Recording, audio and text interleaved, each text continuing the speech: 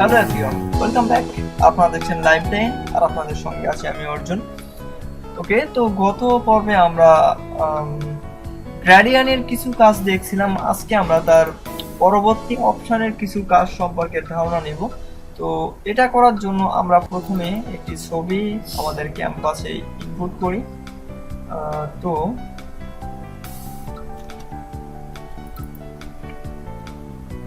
ছবি ইনপুট করা হয়ে গেলে আমরা এখানে যে কোনো একটি টেক্সট টাইপ করি। ওকে,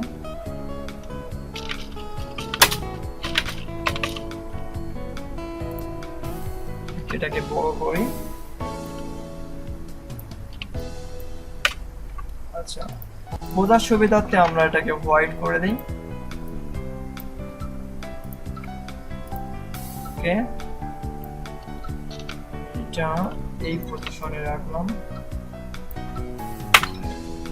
ওকে, দেন এখান থেকে আমরা পুনরায় আবার চলে যাব ব্লান্ডিং অপশনে। ব্লান্ডিং অপশন থেকে এখানে আমরা প্রথমে এটা ক্লিক করব, যেহেতু আমরা গত পর্বে গ্রেডিয়েন্ট পর্যন্ত দেখছিলাম। এখন আমরা আসবো প্যাটার্ন ওভারলে।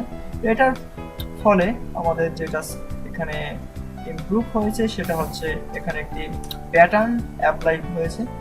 তো ওকে, তো এখান থেকে আমরা আবারও যে কোনো কিছু চেঞ্জ করতে পারি। এখানে স্ল্যাশ আছে, বা এখানে আমাদের অপাসিটি চেঞ্জ করতে পারি, বা এখানে অ্যারোতে ক্লিক করেও আমরা যে কোনো প্যাটার্ন আমরা এখান থেকে অ্যাপ্লাই করতে পারি। ওকে, তো এটা খুব বেশি প্রয়োজন হয় না আসলে আমাদের প্রজেক্টের জন্য। তো সব থেকে গুরুত্বপূর্ণ এখানে যেটা, সেটা হচ্ছে আপনার আউটার গ্লো এবং হচ্ছে ড্রপ শ্যাডো। এগুলো আমাদের সচরাচর বিভিন্ন ক্ষেত্রেই ব্যবহার হয়ে থাকে। তো এগুলো অ্যাপ্লাই করার জন্য আমরা ঠিক অনুরূপভাবে আবারও এখানে ক্লিক করবো। দেন এখানে আমরা আউটার গ্লো, আমরা যেমন ইনার গ্লোটা খেয়াল করছিলাম, দেন এখানেও ঠিক আউটার গ্লোটা আপনারা দেখলে বুঝতে পারবেন। এখানে আমি জাস্ট একটি হাইলাইটেড কালার দিয়ে দিলাম এবং রেড। এখান থেকে দেখি যে আমরা ব্লান্ডিং মোড এখানে নর্মাল করে অপাসিটি এখানে 75 রেখে 0 রেখে এখানে আমরা স্প্রেডটা একটু বাড়ালাম। অর্থাৎ এটা একরকম অপাসিটি আপনার গাঢ় এবং হালকা, এবং সাইজটা বাড়িয়ে আমরা একটু খেয়াল করি। অপাসিটিটাই হচ্ছে আপনার একটি প্রধান বিষয়, যেটা গাঢ় হবে না হালকা হবে। আর স্পিডটাও, এটাও একটি অপাসিটি জাতীয় একটি বিষয়। তো সাইজটা হচ্ছে এই।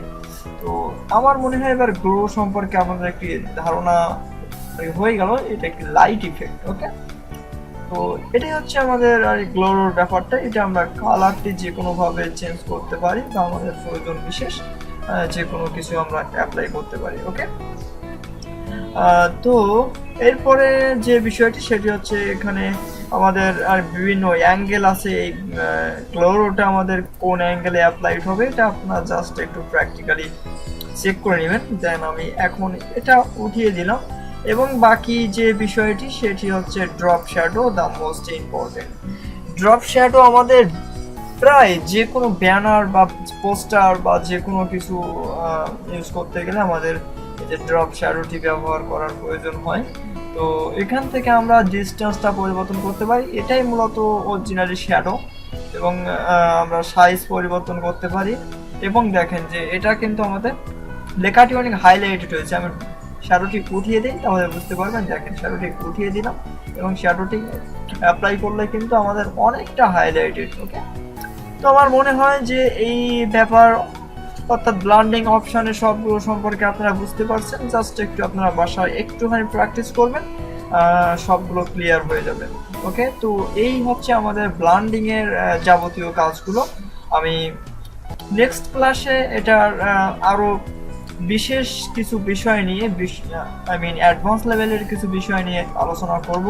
আশা করি ভিডিওটি আপনারা দেখবেন, পরবর্তী ভিডিওটি, এবং ভিডিওটিতে একটি লাইক দিবেন। আমি যেটা সবসময় বলি, একটি লাইক অবশ্যই দিবেন, এবং যদি না ভালো লাগে অবশ্যই একটি আনলাইক দিবেন। আপনার যেটা খুশি সেটাই দিবেন, কিন্তু অবশ্যই লাইক আর আনলাইক একটা কিছু দিবেন। এবং কমেন্টস আমি 100% চাই, কেননা আপনাদের কমেন্টস লাইক যদি না পাই ভিডিও বানিয়ে আমি কখনোই উৎসাহিত হই না। সুতরাং আপনাদের লাইক এবং কমেন্টসের উপরেই ডিপেন্ড করে যে আমার ভিডিও বানানোর উদ্যোগটা। ওকে, তো আগামী ভিডিওর দেখার আমন্ত্রণ জানিয়ে আজকের মতো বিদায় নিচ্ছি। Take care.